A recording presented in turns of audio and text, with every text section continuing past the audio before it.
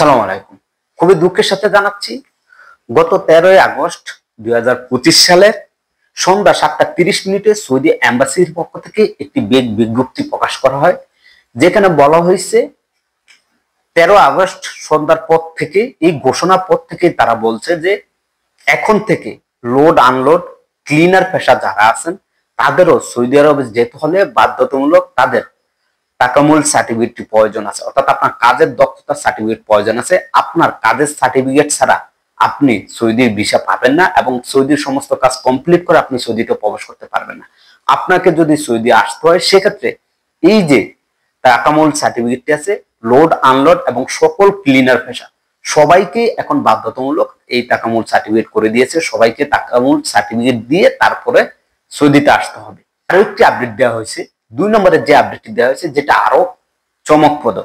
দেখেন, সৌদি এম্বাসির পক্ষ থেকে জানিয়েছে আগে যারা পুলিশ ক্লিয়ারেন্সের জন্য আবেদন করতো, যেটা আগের পুলিশ ক্লিয়ারেন্সটা এরকম ফিচের কিনার, আমি যদি অপোজিট সাইডটা আপনাদেরকে দেখাই, এটা এরকম হোয়াইট থাকে, মানে একবারে প্লেন থাকে, কোনো কিছু লেখা থাকে না।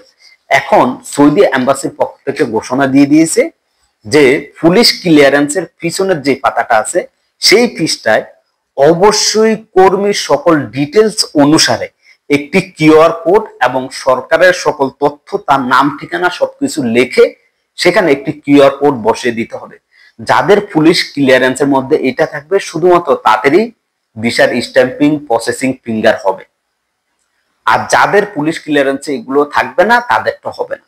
এরকম একটি বিজ্ঞপ্তি প্রকাশ করা হয়েছে এবং এই যে আমার স্ক্রিনে দেখতে পাচ্ছেন, এটা সৌদি এম্বাসি থেকে খোদ তারা এটা দেখিয়ে দিয়েছে যে এরকম থাকতে হবে।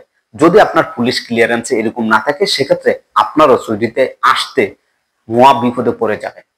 তাই এখন নতুন করে আবারও আপনি পুলিশ ক্লিয়ারেন্সের জন্য আবেদন করুন এবং সেম যাতে করে এই দেশে আসার পর আপনার কিউআর কোডটি যেটা আছে সেটা স্ক্যান করার সাথে সাথে আপনার সকল তথ্য এই দেশের সরকার আপনার পেয়ে যায়।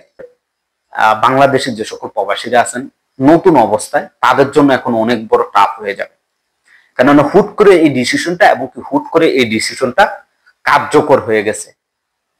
14 তারিখ কাজ চলতেছে, আজকে 15 তারিখ, অলরেডি কিন্তু 2 দিন এই আইনটা কিন্তু কার্যকর হয়ে গেছে। তাই আমাদের যে সকল প্রবাসীরা আছেন ভিডিওটি বেশি বেশি করে শেয়ার করবেন। প্রত্যেকটা প্রবাসীর এই জিনিসটা জানা খুবই খুবই জরুরি, কেননা এই জিনিসগুলো না হলে সে মহা বিপদে পড়ে যাবে। আজকের মতো আমি এখানে বিদায় নিচ্ছি, দেখা হবে পরবর্তীতে নতুন কোনো ভিডিওতে। সবাই ভালো থাকবেন, সুস্থ থাকবেন, আল্লাহ হাফেজ।